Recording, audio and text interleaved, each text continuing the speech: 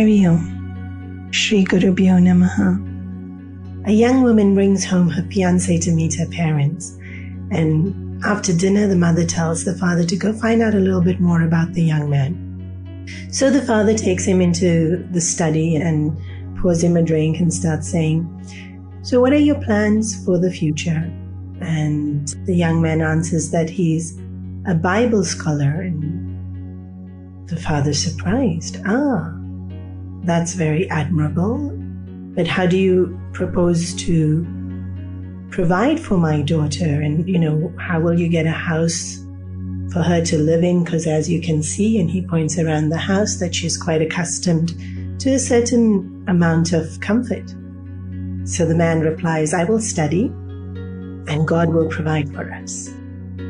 So that the father nods his head and says, "And how do you plan on buying the engagement ring? Have you thought about that?" And the man again takes a deep breath and says, "I will concentrate on my studies and God will provide for us." So the father's already getting a little bit cautious and apprehensive, but he continues trying to be as open-minded as he can and says, "And when you have children, what about your children? How will you support them? How will you educate them?" And the young man now again says, "Don't worry about it, sir. God will provide for us." So in this way, from the conversation, it was very evident to the father that the fiancé was going to be very focused on his chosen path. And after he comes out, and his wife very curiously asks him, "So, honey, what did you think?" So the father tells his wife, "Well, the bad news is he has no job and he has no plans." So the wife now also is very concerned, and she looks at him as though, "Oh no." And he continues to say, "But the good news is he thinks I'm God." And you could imagine how difficult it would be for a father to meet any person that a daughter brings home. So many emotions would influence how the father would see a young man that a daughter brings home. I've even heard fathers say that no matter who my daughter brings home, I'm not going to like him. It's already pre-decided. We see in the Ramayana that whenever Ram and Sita are together, Lakshman is always there. So even when Ram and Sita first meet in the gardens in Mithila, Lakshman is with Ram as he is collecting flowers in the garden. At the wedding, Lakshman was there. When Ram gets exiled into the forest and Sita follows, Lakshman also accompanies them. And usually we would think about a third person with a couple as, I think the term used is the third wheel. Unnecessary. Let the couple be by themselves. But even in most photographs when you see of Ram and Sita, Lakshman's always there. And this is actually extremely symbolic. And so in this next verse of Hanuman Chalisa, it is said, "Prabhu charitra sunibe ko rasiya, Rama Lakshmana Sita Ma Basiya." That in Hanumanji's heart, Ram, Lakshman and Sita is residing. Again, Lakshman is there.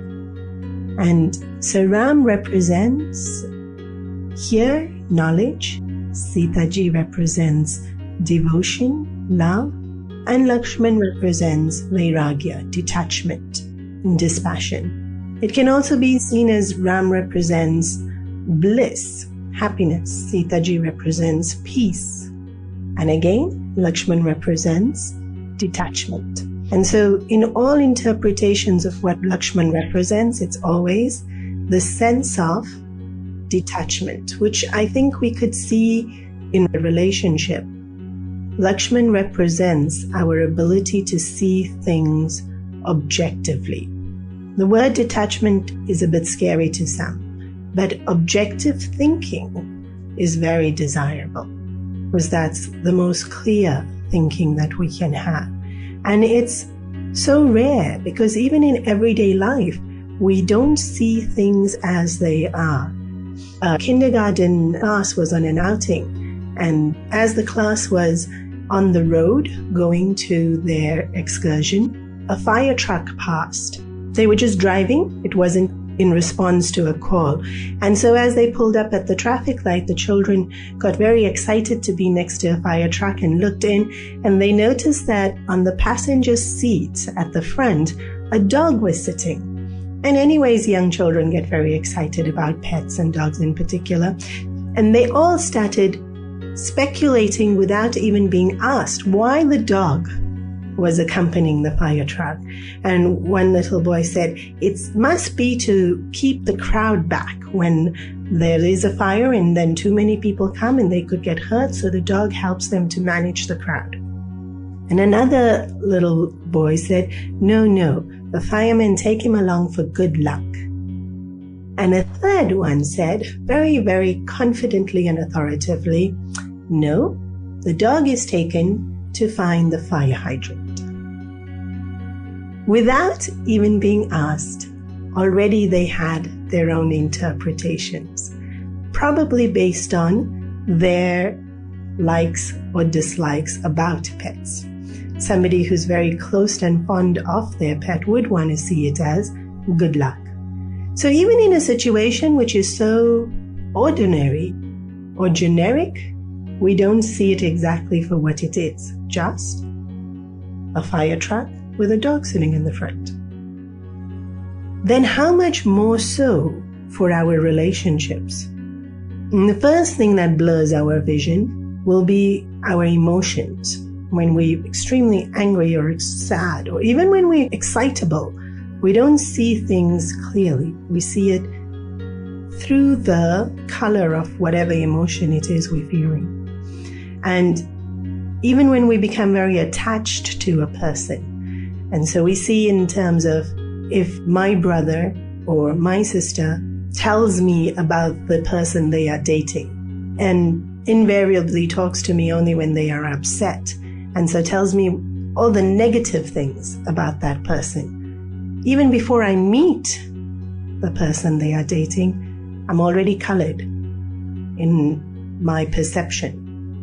For the attachment to my brother or sister would be wanting the best for them. And so this person's obviously not good enough because I've heard them being upset too often.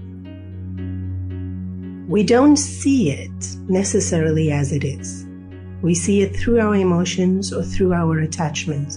And even within our relationships, with our siblings, with our parents, with our spouses, the way we see the other person, never mind how we see the people they see, how we see the person we're in the relationship with, even there, we tend to generalize.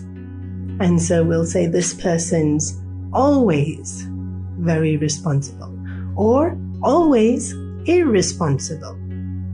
And so we don't see each situation separately. We kind of bundle it all up together and blur it out. And so we make these sweeping generalizations of how they are and how our relationship is, be it positive or negative. So Lakshman represents this ability to see at any given moment within a relationship very clearly and objectively, without emotions, attachments, generalizations, exactly what is there. And Pujya Gurudev has often spoke about a man of perfection and how it's not that they see a different world from what they had seen or what we see. It's just that they see it differently. And another quote that I found summarizes this point beautifully is, eyes that look are common, but eyes that see are rare. Think about it.